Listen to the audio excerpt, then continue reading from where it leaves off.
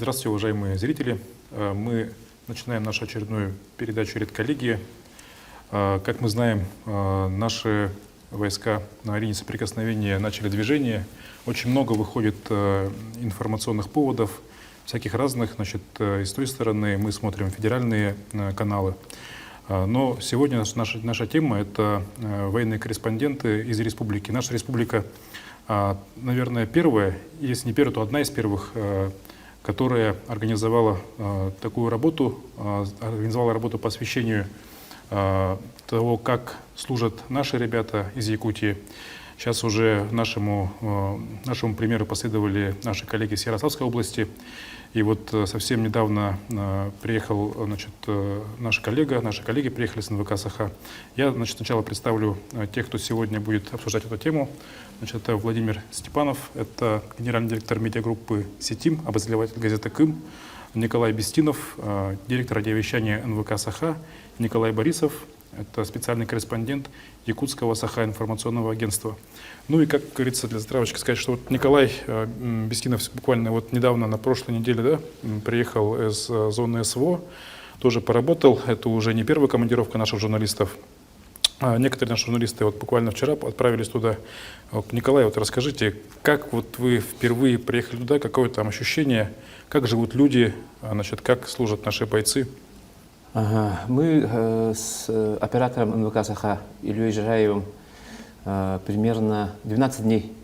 29-го выехали и приехали 11-го, где-то 13 дней получается, да? Были в зоне СВО. И проехали в зоне СВО больше 3000 километров на машине и посетили 20 населенных пунктов. Это деревни и города, разные города. И постарались по максимуму использовать предоставленное время. И очень многие встретили наших солдат, которые раньше не получали посылок, да? Которые постоянно меняли свои локации, и их было очень трудно найти. Большое спасибо нашему единому координационному центру, оперштабу, лично Сулустану Заблоцкому и Владимиру Укоеву, и всем, кто нам помогал. Мы взяли очень много интервью. Ребята, что поразило, ребята вообще с боевым настроем. Все с боевым настроем. Мы встретили даже тех, кто утром уже на самом передовом воевал, героически воевал, и утром уже такие уставшие к нам пришли, узнали, что мы едем к ним, и чтобы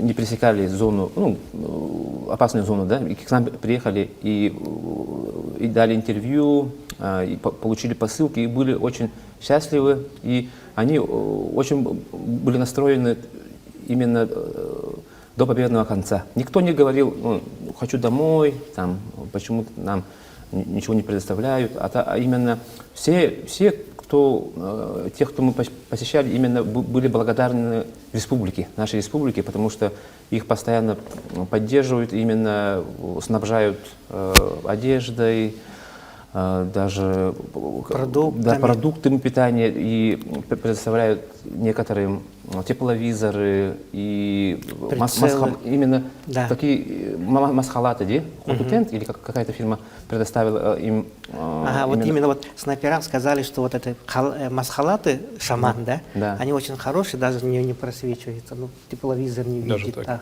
Пологи Худутента, они поблагодарили, что это очень хорошие вещи, оказывается, у нас в республике делаются. Да, и вот простые жители, да, и волонтеры, землячество постоянно отправляют им посылки, вплоть до носков. Носки, термобелье, балаклавы, да, спальные мешки, все им отправляют, и они очень гордятся, что именно они представляют Республику Саха-Якутия. И мы заходили в блиндажи, которые вообще пахнут свежим порохом, да, блиндажи. И именно якутские блиндажи вообще аккуратные такие, как на охоте они находятся. Да. И мы когда заходили Жараевым, да, они говорят, снимите обувь. Там именно чисто. там даже ковер постелен, и двухъярусные кровати. Все аккуратно. Все аккуратно, и даже у них отдельная кухня есть. Кухня, там они там готовят себе пищу. И даже были те, кто из деревни уже 3-й раз покупают эти коровы.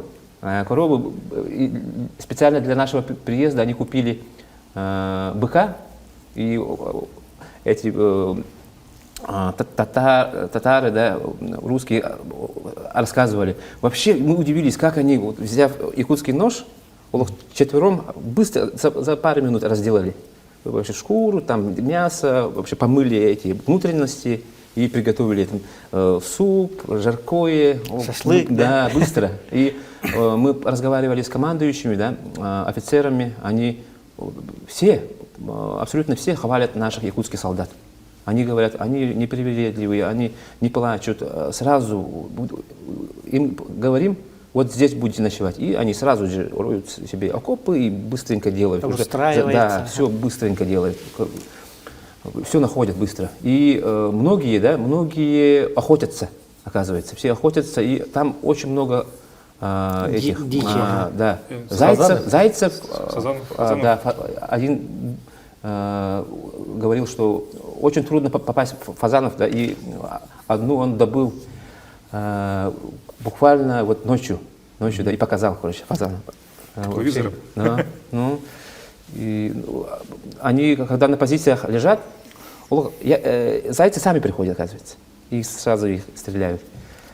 И говорят, что если мы тоскуем по родине, по национальным блюдам, то сразу в деревне скидываемся и сразу покупаем этих коров. Вот есть один момент, да, говорят, типа, вот они там, им вынуждены покупать себе еду, быков, там, зайцев охотятся, их родина якобы там не обеспечивает едой и так далее, и так далее. Но вот мы видели другое. На самом деле, ну, вот вы, наверное, видели, как у них с обеспечением?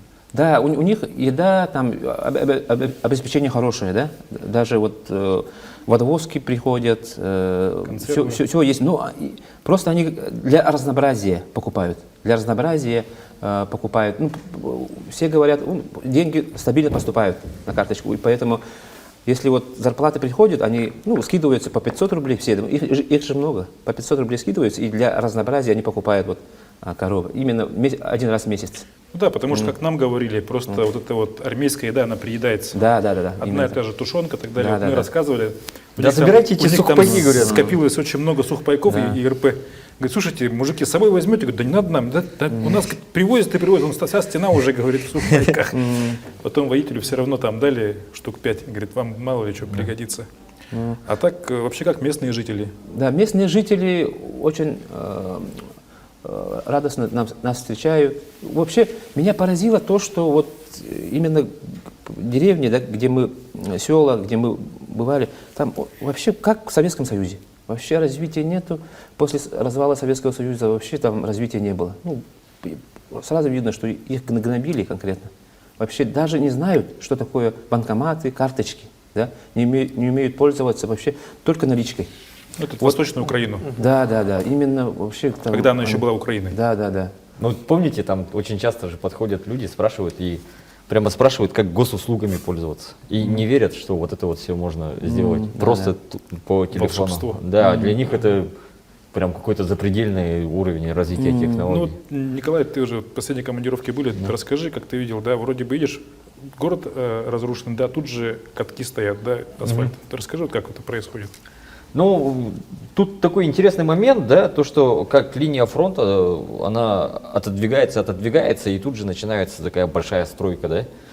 То есть восстановление постоянного, то же самое, как вот первый раз, когда заезжали туда с Андреем Сандоминовичем, да, там были в Кировском, были там в той же Волновахе, например, вообще земля и небо, то есть фактически там года-то не прошло еще, как начались работы, и тот же самый асфальт, те же самые вот, они же очень как бы не верили, что по ночам можно освещать, да, тем более там наши ребята вот в том же Кировском поставили какие-то специальные фонари, которые там от солнечной энергии получают, и, ну, то есть как бы там, да, вот как Коля сказал правильно, там Их, видимо, гнобили там очень сильно, и тому, что мы привыкли в Якутске как просто, да, как данность просто элементарную, там для них это прямо чудо техники и будущее прямо элементарно. Но опять же, да, по восстановлению там очень много работы, это видно, это чувствуется. Например, когда через Успенку заезжаешь, ты тоже заметил, наверное, там огромные фуры туда постоянно, там такие, ну, такое движение. Вот.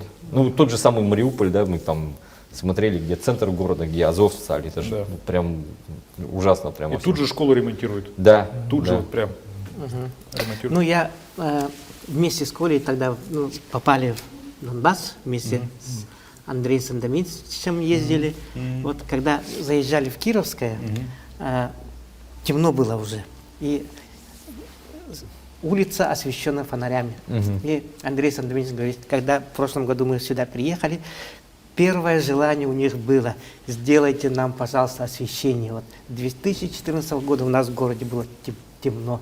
Ну, они там где 9 километров восстановили. Да, там хоть вечером зам главы с головой разговаривал. Он говорит, теперь, говорит, у нас даже по вечерам, говорит, гуляют. Да, парочки люди. Гуляют, да. Там восстановление вот по Кировску, да, дороги, говорит, все были разбитые. В Донецке тоже были разбиты, там центральные улицы все сделали, ну, в смысле, наши сделали асфальт, но Россия и в Кировске наши, да, хорошие дороги по центру, а если чуть съехал, а там уже разбитые дороги. В той же Макеевке. Да, вот почти 30 лет ничто не строилось. Ну, смотришь, даже заборы из шифера, оказывается, делают, да, вот стоят такие дома. Ну, с крыши, естественно, они все в шифере.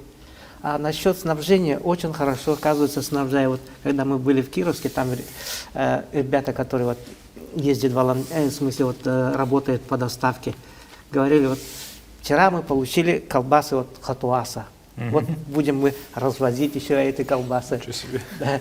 Еще там приезжали матери из Вилюйска, в Ростове, там они приготовили пищу, и там Юрий Иннокентьевич Босиков, есть такой вот работник наш, да, он съездил в Кировск, в смысле, вот Ростов, привез, он теперь эту посылку должны были отнести уже этим ребятам, кому вот матери приготовили.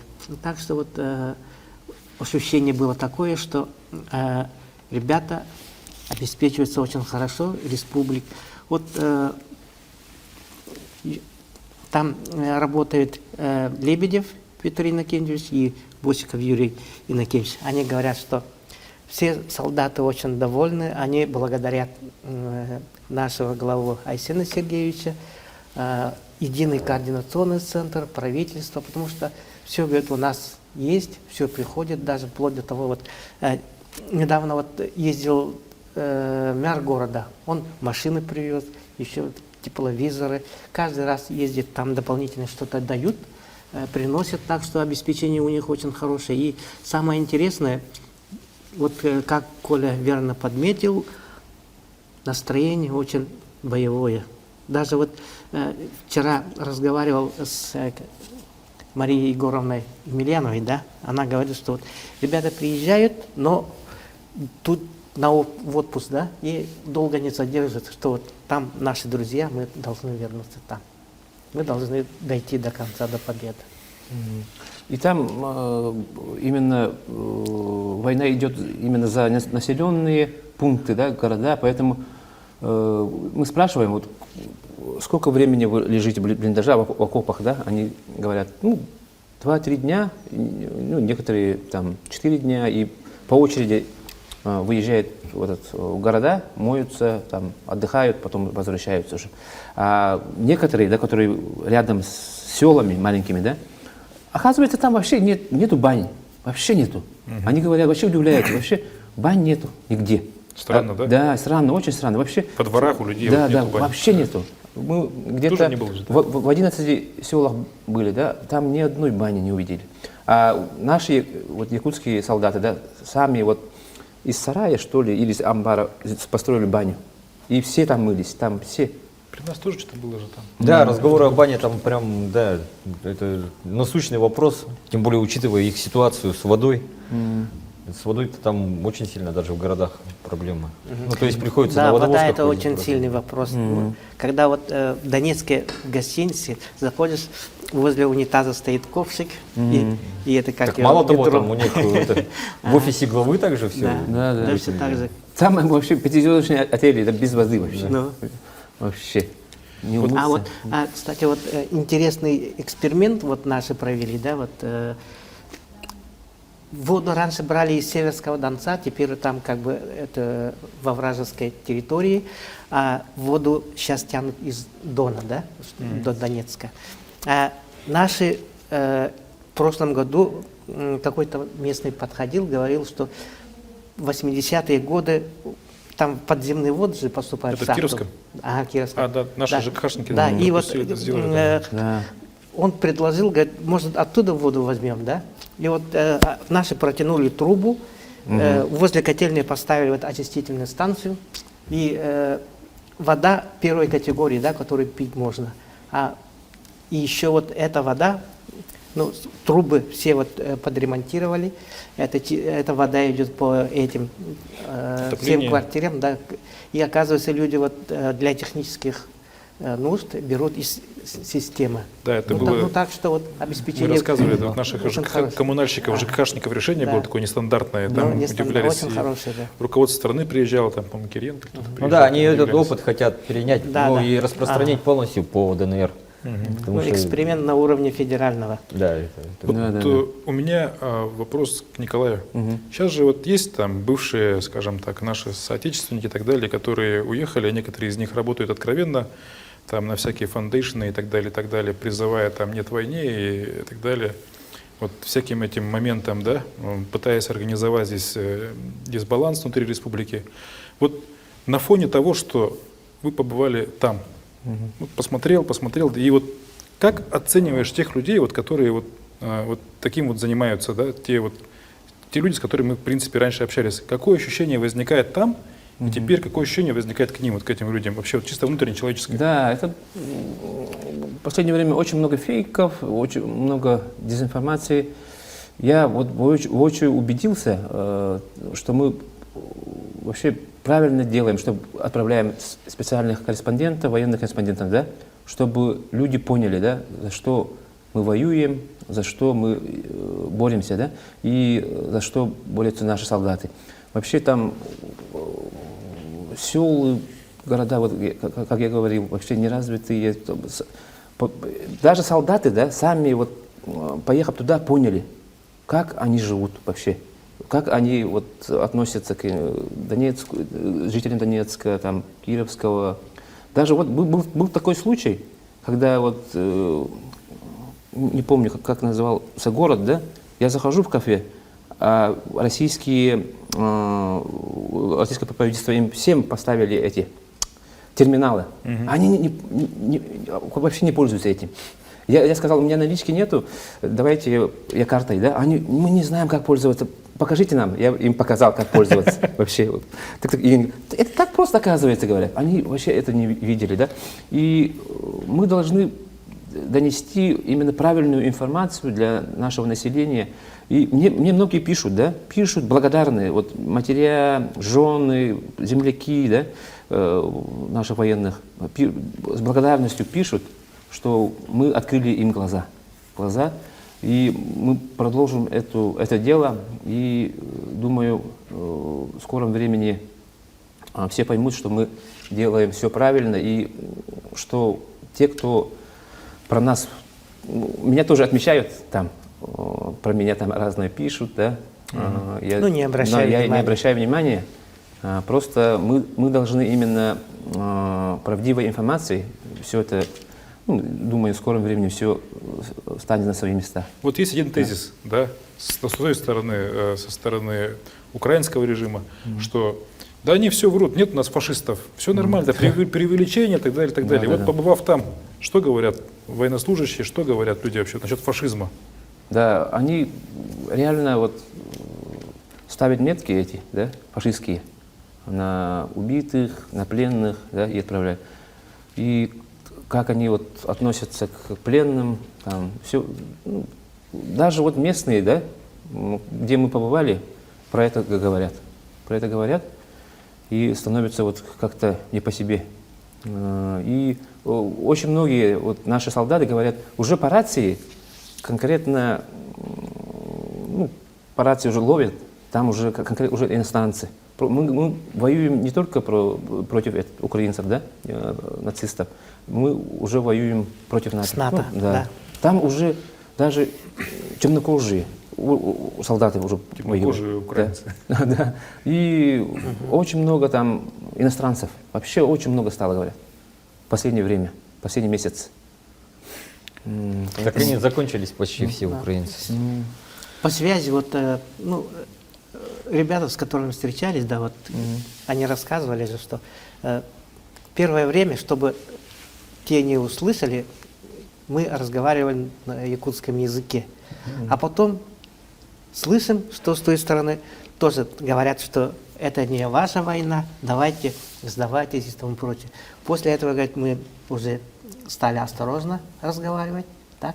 И поэтому, как бы сказать, то, что мы считаем, ну, мы не понимаем, не представляем, какая сила и какие возможности там у них это ЦИПЦО развивает и как они работают.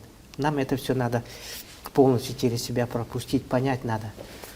Ну, работают-то они очень хорошо. Да, очень потому что, сильно работают. Скажем так, вот у них целая сверхдержава за спиной. В плане того, что те же звонки, например, они же когда вот эти вот по бомбам, там вот это все, это же тоже отработка была наших друзей, скажем так. Сейчас, кстати говоря, нужно сказать к моменту, да, вот насчет их служб специальных операций, да, они же еще занимаются жульничеством натурально. Да. Вот эти вот «здравствуйте, мы из службы безопасности банка» и так далее. У нас вообще в России много-много миллионов там каждый месяц уходит. Люди верят, доверяют, а это работают они. Там через другие государства, подсадные карты и так далее, вот они работают. И не знаю, когда мы перестанем в это верить. Но вот должен сказать еще такой интересный момент. Подтвердить слова Николая, да, что против нас воюет вся Европа. Ну, они уже этого не скрывают. Во-первых, это мы видим. А во-вторых, они уже говорят, что Украина настолько много использует боеприпасов, что у них уже не хватает времени выпускать боеприпасы. То есть у всего Евросоюза не хватает времени выпускать боеприпасы. Сегодня, вчера вот была информация, что Украина в день тратит 5000 снарядов. И они подтверждают, Европейский Союз подтверждает, что они пытаются, но у них уже не хватает, просто они уже начинают захлебываться. И теперь и танки, сейчас уже о самолетах поговаривают. То есть, по сути, это было то же самое, что и с гитлеровской Германией. Когда я в школе удивлялся, как такая маленькая Германия на такой Советский Союз напала. А мы же забыли, что они всех тех, кого они взяли, французов, румынов, всех они, значит, все они воевали против нас.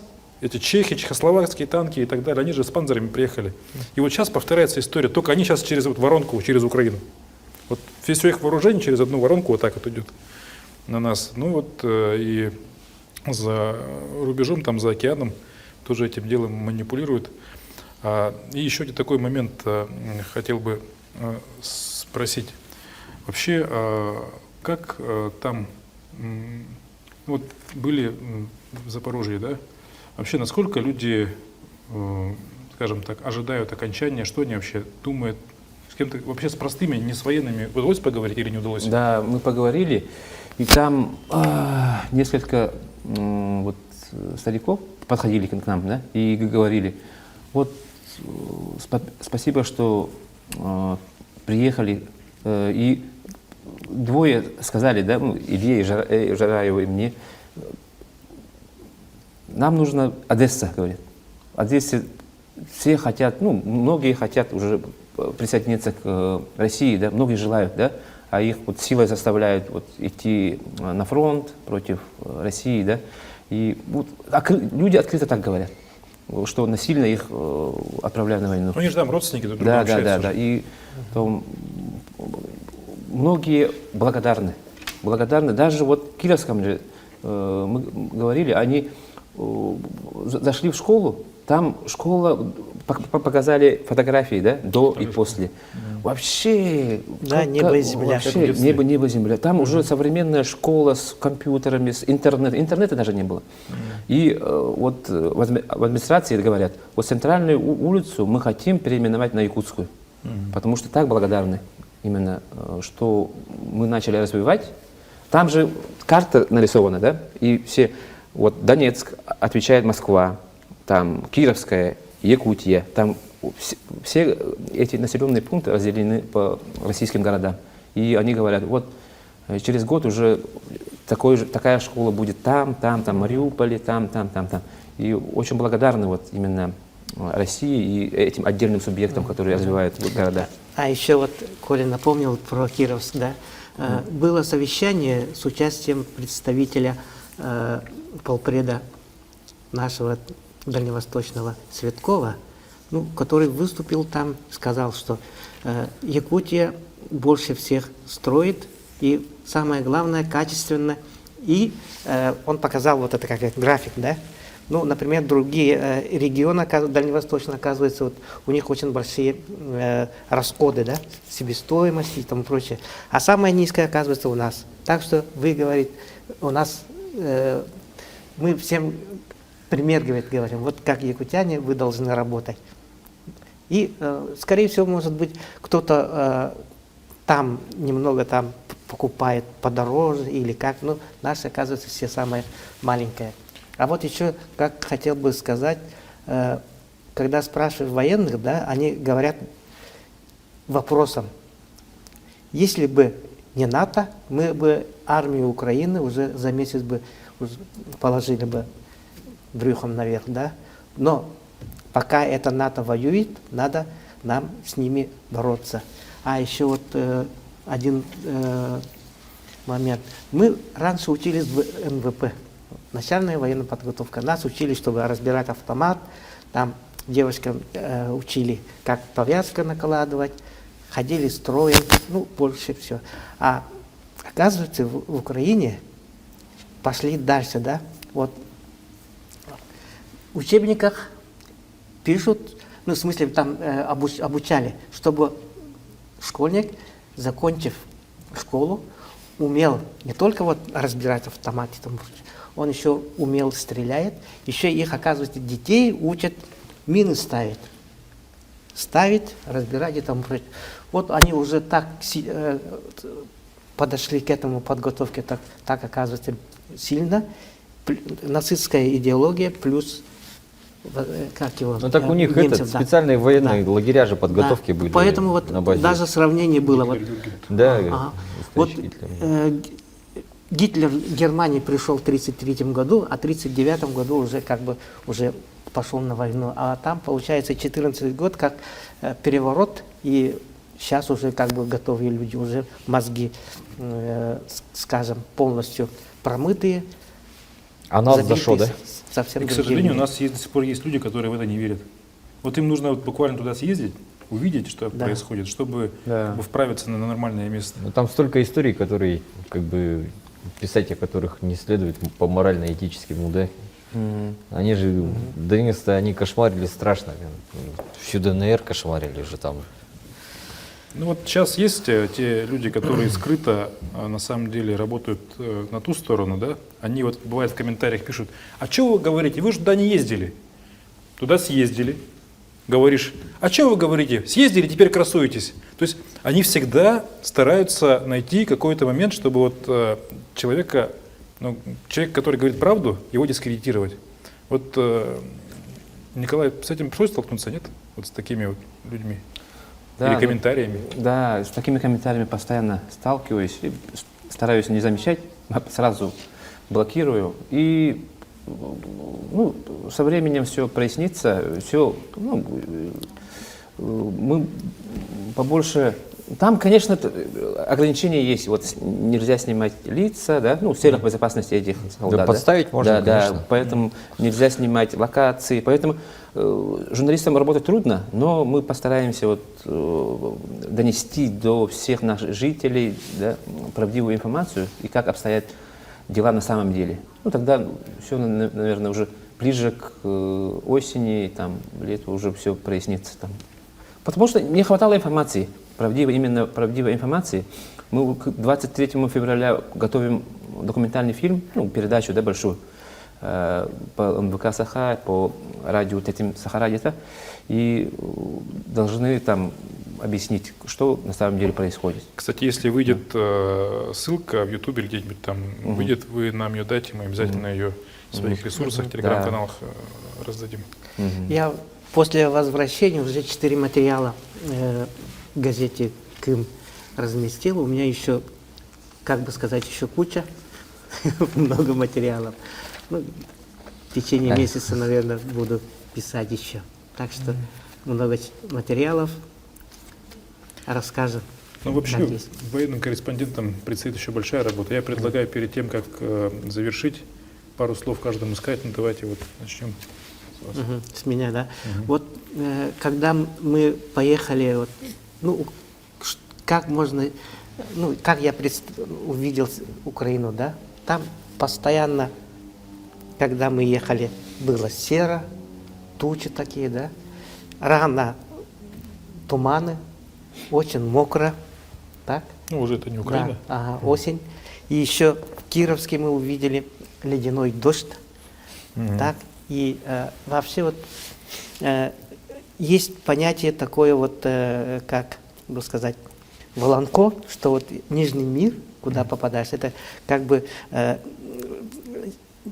Алладады, это бадебюде, это как бы небо и земля, ну, воздух, солнца нету, как несваренная уха, да, вот так ведь. Ну, примерно такое представление было, когда заехали. И когда едешь, даже думали, что вот, ну, вспоминали Гоголь, это тиха украинская ночь, но теперь ночь не такая, да, которая как вечера близ Диканьки, не такие, да. И вот это все представление, которое раньше было, это уже как бы поменялось, и теперь вот нам надо работать только на победу. Ну, побывав именно ближе к передовой, испытал некий, ну, конечно, было рискованно, да, в некоторых случаях было рискованно, ну, некоторые советовали не идти туда, да, но мы журналисты и должны донести все как есть, да, и было одновременно очень рискованно и одновременно очень интересно. Очень интересно, и я когда-то как-то вот вошел во вкус, и хочется еще раз поехать, и когда будет наша очередь, я с удовольствием поеду, и хотелось бы пожелать нашим солдатам крепкого духа.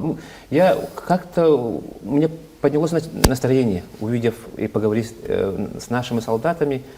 Никто из них вообще, ну, как я говорил, да, не плакал, не этого, да, просто они были заряжены, и все говорят, вот, Сахайля, давай, и все были с Харасхалом, с якутским флагом, да, и мы не призываем, да, вот, всем идти на войну, да, мы, наши уже там, мы их должны поддержать, некоторые там год, полгода, да, и некоторые уже возвращаются, некоторые находятся в больнице, госпитале, да, и мы должны их поддержать, моральный дух, и донести родным, да, успокоить родных, что с ними все нормально. Некоторые нарочно распускают разные слухи, там так воюют, да, про наших солдат разные, да, слухи.